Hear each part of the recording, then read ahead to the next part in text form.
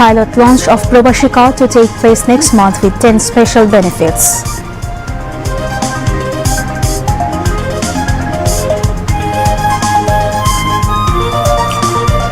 Prime Minister Tariq Rahman emphasizes on quick measures to curb brick kiln pollution while stresses eco-friendly brick production technology.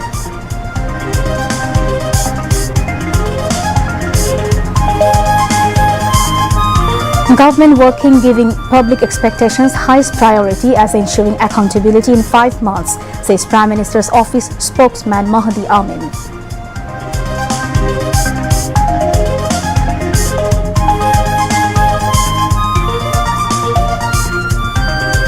Heavy to very heavy rainfall likely in northern and northeastern regions over next 3 days, warning of short-term floods in 7 districts.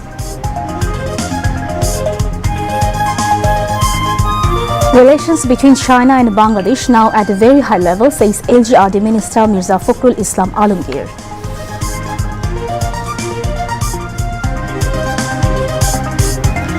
China-Bangladesh foreign policy guided by economic priorities rather geopolitical considerations, says Information and Broadcasting Minister.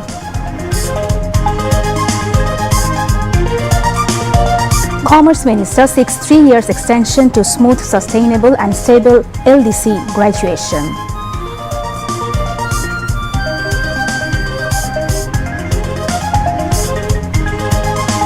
Retaliatory attacks between US and Iran continues. Pakistan and Kuwait hold fresh talks on defense cooperation amid rising Middle East tensions. And in FIFA World Cup final, Argentina and Spain to clash tomorrow at 1 a.m. France to face England in third place, playoff tonight at 3 a.m. Assalamu alaikum. This is Faria Dilshadmo. Welcome you all to News at 10. You have heard the highlights, now the news in details. The government is set to launch the Probashi Card on a pilot basis in the second week of next month, with the state-owned Janata Bank issuing the Probashi debit card in the first phase. The decision was taken at a meeting on the Probashi Card program chaired by Prime Minister Tariq Rahman at the Prime Minister's office in Tejgarh today. The meeting was informed that the government aims to distribute 50,000 Probashi cards by December this year and 2 lakh cards by June next year. All Probashi card related activities would be carried out through the Probashi Kollan Bank in the second phase.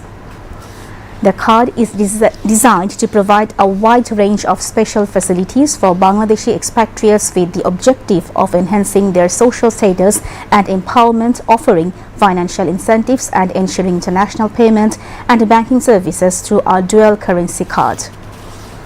The cardholders will enjoy a range of benefits including complimentary airport lounge access at home and abroad, expedited immigration services through dedicated booths, complimentary meet and greet services at international airports, discounts on airline tickets and hotel bookings and vehicle booking facilities at home and abroad at fair prices. Signature card holders will also receive airport pick-up and drop-off services.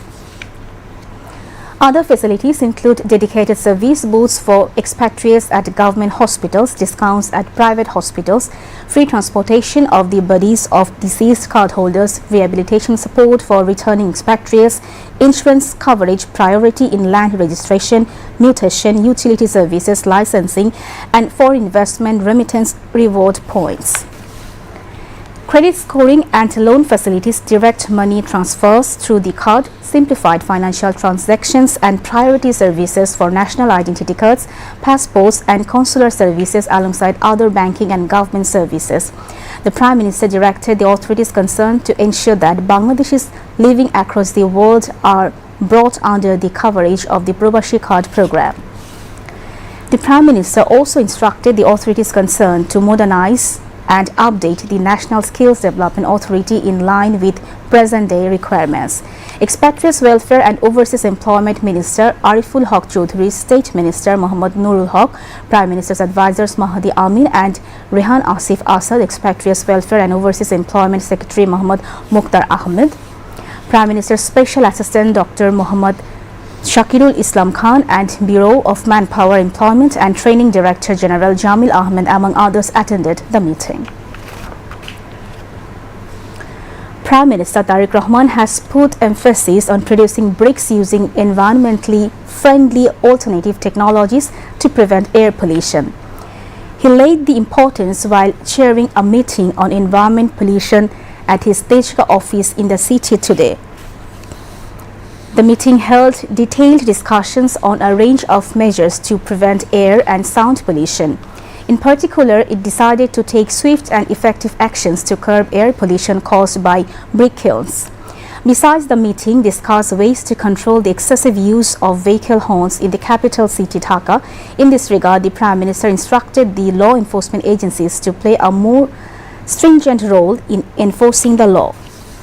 It also discussed how artificial intelligence AI technology similar to AI cameras used in traffic management could be utilized to monitor and control unnecessary horn use.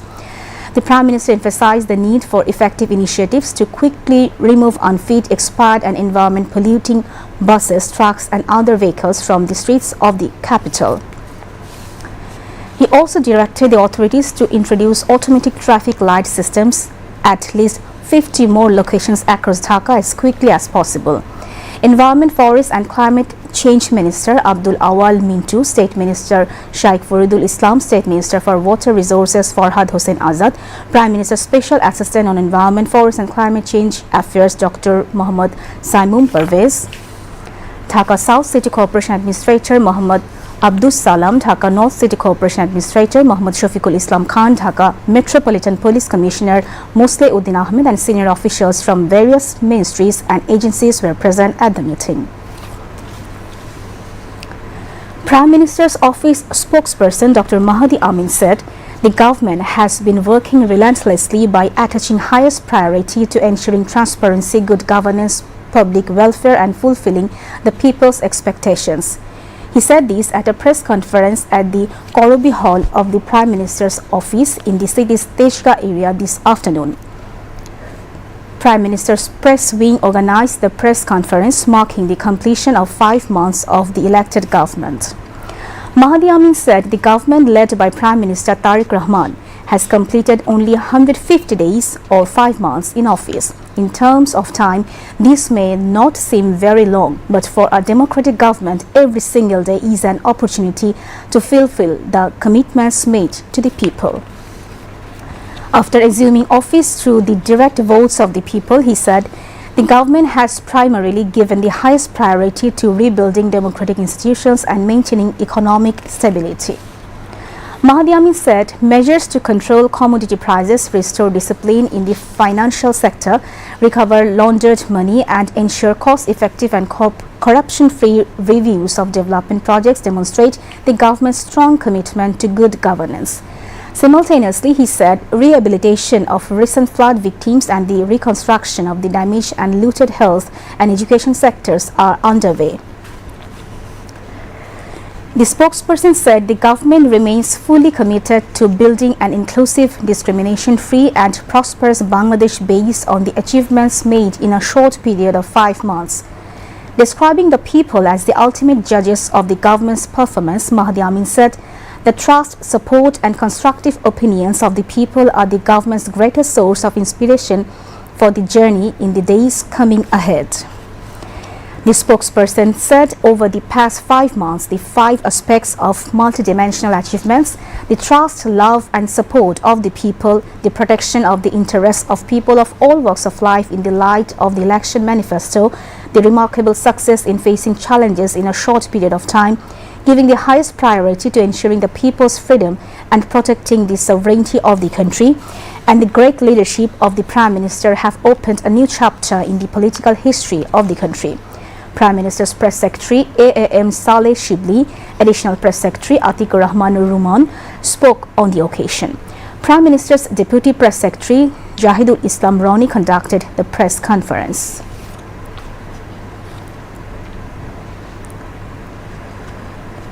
The Flood Forecasting and Warning Center FFWC has warned that 7 districts in northern and northeastern Bangladesh may face the risk of short-term flooding within the next 3 days, as heavy to very heavy rainfall continues to raise water levels in several rivers. The warning was issued during a briefing today. Meanwhile, continuous rainfall has caused water levels in several rivers across the country to keep rising. At present, the Kushiara River is flowing above the danger level at the Fenchuganj in Sylhet and the Markuli Point in Sunamganj. However, water levels in the country's other major rivers remain below their respective danger marks. Speaking at the briefing, Sardar Uday Raihan, executive engineer of the Flood Forecasting and Warning Center, said that heavy to very heavy rainfall is expected to continue over the next 3 days in northern and northeastern Bangladesh, as well as in the adjoining Indian states of Assam, Meghalaya and West Bengal. As a result, water levels in the Tista, Dhorla and Dudhkumar rivers are likely to rise further. He also said that water levels in the Brahmaputra, Jamuna, Ganges and Podda rivers are gradually increasing, a trend that may continue over the next 5 to 7 days. However, as rainfall is forecasting to decrease after the next few days, there is currently no indication of prolonged or large-scale flooding. Nevertheless, the Flood Forecasting and Warning Center cautioned that rising river levels over the coming days could inundate some low-lying areas and riverine shorelands and advised residents in vulnerable areas to remain alert. The overall flood situation has continued to improve in the flood-affected districts of southeastern and northeastern Bangladesh. Floodwaters have started to recede in most affected areas, while the government's relief and rehabilitation efforts for affected communities are continuing. In Bandurban, the flood situation has improved significantly and people have begun returning home from temporary shelters.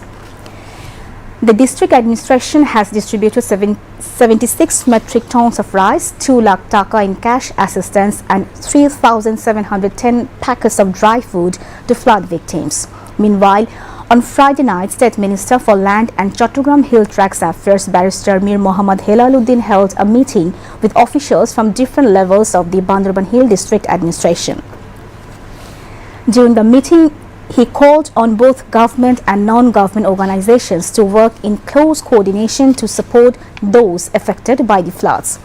In Chattogram, 805 metric tons of rice and 67,50,000 taka have already been distributed. In Noakhali, 1,200 packets of dry food have been distributed to flood-affected families. In Rangamati, 295 metric tons of rice and 30,50,000 taka have already been distributed. In Khagrachuri, the flood situation has improved considerably. The district has distributed 300 metric tons of rice and 30,50,000 taka in relief assistance. Alongside relief distribution, rehabilitation efforts are also progressing in phases across the affected areas. The relevant authorities are closely monitoring the situation and providing additional assistance wherever necessary.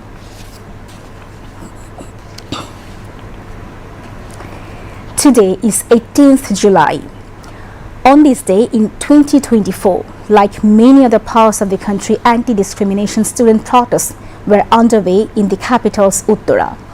Police opened fire repeatedly to disperse the demonstrators, leaving many students dead and injured. Amid the violence, Mir Mugdho distributed water to thirsty protesters and also helped carry seriously injured demonstrators to the hospital. He was later shot and critically injured. From July 2024 to July 2026, the family of martyred Mir Mugdho has been living with the painful memories of their loss. The man who loved to preserve memories has now become a memory himself. Just like his empty bedroom, a deep sense of emptiness now surrounds the entire family. The day before he was killed, on the evening of 17th July, Mugdho had his final conversation with his father. Mugdho's father, Mir Mustafizur Rahman, said he hopes the sacrifices made by students and ordinary people during the July mass uprising will fulfill the goals they fought and died for. Family members said they have filed a complaint with the International Crimes Tribunal over the killing of Mir Mugdho. His elder brother, Mir Mahmudur Rahman, said the hearing on the formal charges in the case is currently underway. The family is now waiting for justice for martyred Mir Mugdho. Local Government, Rural Development and Cooperatives Minister and BNP Secretary General Mirza Fakhrul Islam Alamgir has said that relations between Bangladesh and China are currently at their highest level. He made the remarks this morning while addressing an event titled Long Live Bangladesh-China Friendship, organized by the Bangladesh-China Friendship Association in the capital. The program was held in recognition of Prime Minister Tariq Rahman's historic visit to China. The minister emphasized the importance of exploring new areas of cooperation to further strengthen and expand the existing friendly relationship between Bangladesh and China, making it more productive and multidimensional. Among others, the Information Broadcasting Minister Johir Uddin Shapon was present at the event. He said Bangladesh's foreign policy is driven by economic priorities, with trade, investment, remittances and overseas employment at the core of its diplomatic engagements. State Minister for Civil Aviation and Tourism M. Rashiduzzaman Millat and Member of Parliament Sanzida Islam Tuli were also among those present. Commerce Minister Khondokar Abdul Muqtadir called for stronger international support to ensure Bangladesh's smooth, sustainable and stable graduation from the LDC category. He also urged the international community to extend the LDC graduation preparatory period by 3 years. According to a Commerce Ministry press release issued today, the Commerce Minister made the request during separate meetings at the United Nations headquarters with President of the UN Economic and Social Council and Nepal's Permanent Representative Ambassador Log Bahadur Thapa and UN Economic and Social Council Vice President and Algeria's Permanent Representative Ambassador Omar Benjama. During the meetings, the Commerce Minister explained the government's reasons for seeking a 3-year extension to the LDC graduation preparation period. He said Bangladesh could not fully utilize the existing preparatory period due to the country's ongoing economic and political transition, global economic uncertainty, energy crisis, supply chain disruptions, growing impacts of climate change and other external challenges. Khondokar Abdul Muqtadir reaffirmed that Bangladesh remains firmly committed to graduating from the LDC category. Prime Minister's Finance and Planning Advisor Dr. Rashid Al Mahmoud Titumir, State Minister for Planning Junaid Saki, Economic Relations Division Secretary Muhammad Shahryar Kadir Siddiqui and other officials were also present in the Bangladesh delegation. Climate change become one of the world's biggest challenges. Rising carbon emissions are disrupting the balance of nature, increasing the risks of heavy rainfall, prolonged droughts, cyclones, storm surges, and sudden floods. To help build a safer and more livable Bangladesh for future generations, the government launched one of the largest tree planting campaigns in the country's history. As part of the initiative, Prime Minister Tariq Rahman inaugurated the National Tree Plantation Program on 9th July.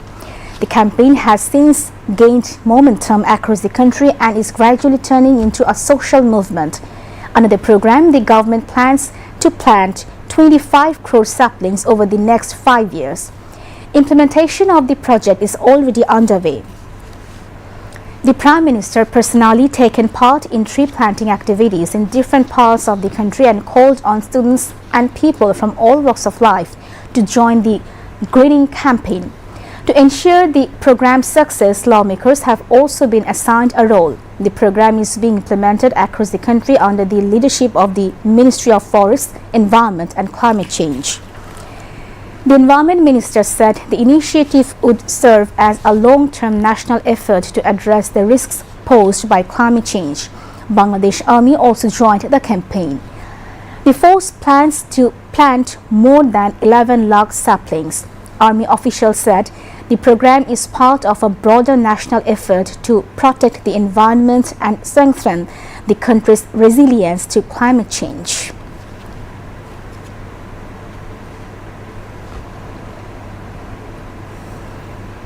Now, international news.